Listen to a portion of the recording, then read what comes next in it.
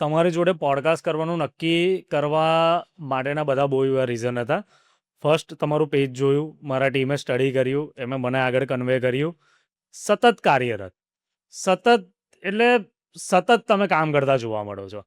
એના કરતાં બી ઇમ્પોર્ટન્ટ છે, હું તમને કહું, મારા બધા બહુ મિત્ર છે કોર્પોરેટર.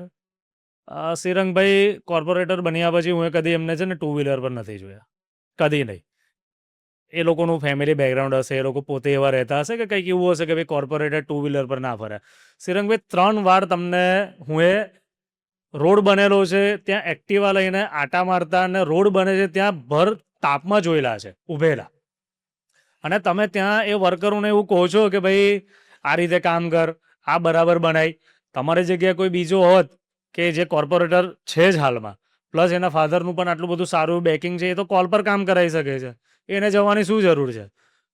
આ 2-3 ઇન્સિડન્ટ્સ જોયા પછી મને એવું થયું કે ના, હવે શ્રીરંગભાઈને પર્સનલી મળીએ અને એમની જોડે પોડકાસ્ટ કરીએ. બિકોઝ આજે યંગ છે, યંગ નેતા છે, યંગ કોર્પોરેટર છે. આજે યુથને સમજશે, લોકોને સમજશે અને એમનો પોડકાસ્ટ જોશે તો યુથ પણ ઇન્સ્પાયર થશે કે આટલી નાની એજમાં જો આજે આ પર્સન આટલા સારા ફેમિલી બેકગ્રાઉન્ડમાંથી આવીને આ કામ કરી શકે છે ને, તો ખરેખર કોઈ કામ નાનું મોટું નથી, જેમ તમે હાલમાં થોડી વાર પહેલાં કીધું. એટલે એ બધી વસ્તુ ખરેખર અમને બહુ સારી લાગી છે.